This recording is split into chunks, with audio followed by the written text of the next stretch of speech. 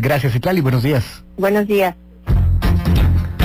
9 de la mañana con 8 minutos. Le aprecio a la consejera Pamela San Martín, a la consejera del Instituto Nacional Electoral, que nos tome esta llamada telefónica. Pamela, un gusto saludarte. ¿Cómo estás? Buenos días.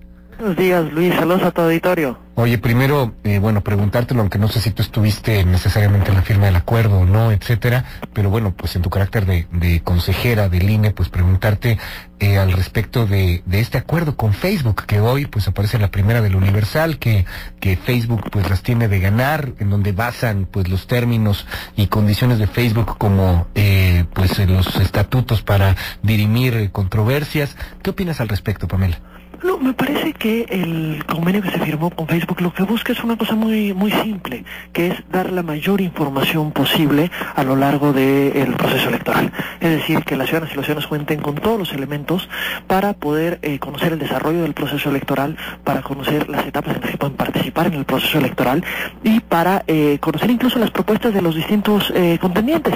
Y en este sentido, cuando lo que se busca es que cuando circula información que digamos no es acorde a la realidad, es importante dar información sobre de la fuente original respecto de las cosas reales. Te pongo un ejemplo que fue muy reciente. Ahora que estábamos concluyendo la etapa de actualización de la credencial para votar, empezó a circular en redes un mensaje que decía que fuéramos muy cuidadosos los ciudadanos, porque si teníamos una credencial que todavía fuera expedida por el IFE, no ibas a poder votar con ella en las elecciones. Esto es falso. Claro que se puede votar con una credencial de lector del IFE o del INE. El requisito es que la credencial esté vigente, y esto aparece en la propia credencial. Pero esta información pues nos llevaría a pensar que no vamos a poder votar cuando eso es incorrecto. Lo que se busca es, si aparecen noticias de esta naturaleza, pues proporcionar la información adecuada. Oye, dime algo, ¿tú tuviste algo que ver con el convenio? ¿Lo negociaste, platicaste con Facebook? No, esto lo lleva a cabo el presidente del Consejo y el secretario ejecutivo. O sea, Lorenzo Córdoba y el secretario ejecutivo y los demás consejeros no fueron invitados. El que ya la representación legal es el Lorenzo y el secretario. Ok, desde esa perspectiva entiendo la defensa de la institución, Pamela San Martín, pero en tu carácter de abogada también, de jurista, de conocedora del derecho, etcétera, híjole, ¿no te parece que es un acuerdo en donde el INE pierde y Facebook gana? Se ven demasiado, le dan todo y no tienen ninguna garantía en contra. Casi leonino el acuerdo.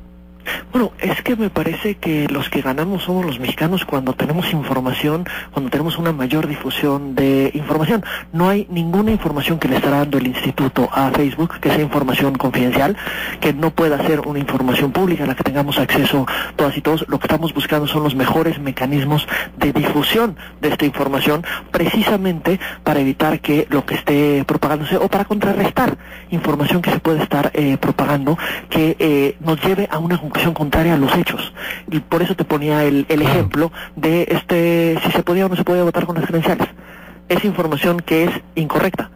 ¿Cómo se ataca esto? Pues proporcionando adicional a ella la información correcta de la autoridad que la verifica. Oye, pero al final ni el acuerdo mismo era información pública, era información confidencial.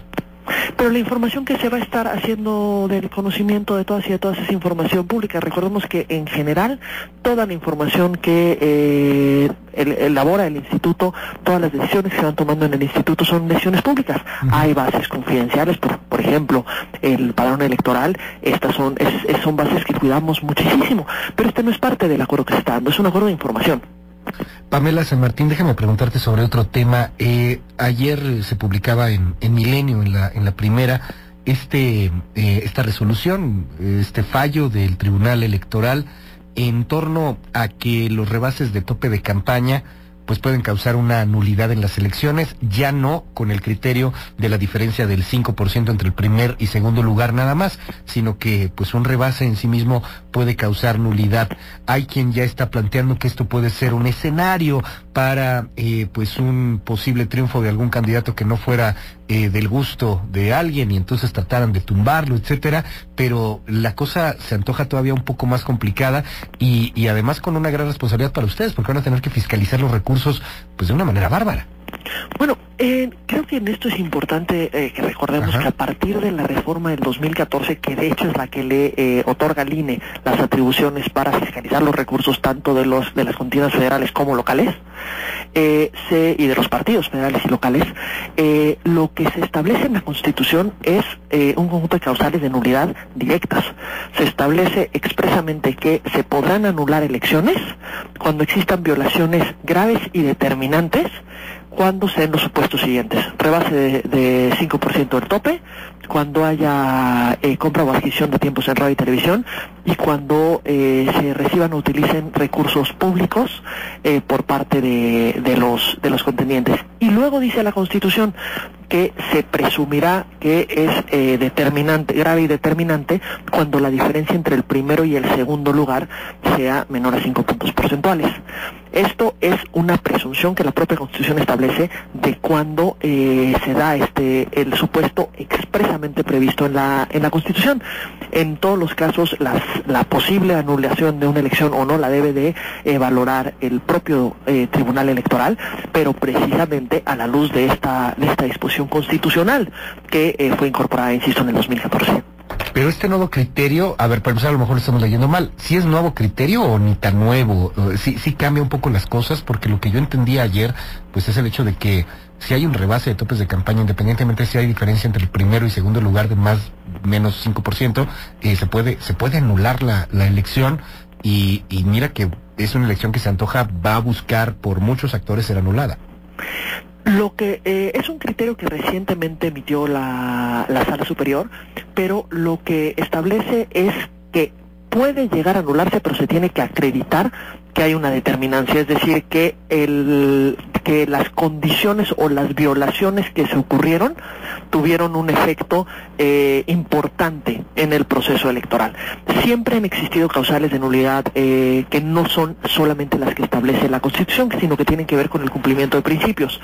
Por ejemplo, se ha discutido en ocasiones si intervención de iglesia es una causal, digamos, en una determinada circunstancia, si es una causal para anular una elección. En ocasiones el tribunal ha dicho que sí, y en ocasiones el tribunal ha dicho que no es que no se dieron circunstancias que fueran determinantes, es decir, que eso no fue lo que generó el resultado de la elección, llamémoslo así. Ya, o sea, no sienta una especie de jurisprudencia esta resolución de ayer, publicada ayer. Sienta un criterio para que, con independencia de que se dé la diferencia entre el primero y el segundo lugar, se tenga que analizar si es una violación grave y determinante, en los términos de la Constitución, me parece. Pues vamos a seguir muy de cerca el tema. Pamela San Martín, siempre un placer poder platicar contigo. Gracias por tomarnos la llamada, Pamela. Y estamos al aire y al habla, si nos permites. Claro que sí, Luis, un gusto hablar contigo. Saludos nuevamente a tu auditorio. Gracias, Pamela San Martín, consejera del Instituto Nacional Electoral. Son las 9 de la mañana ya con 16 minutos.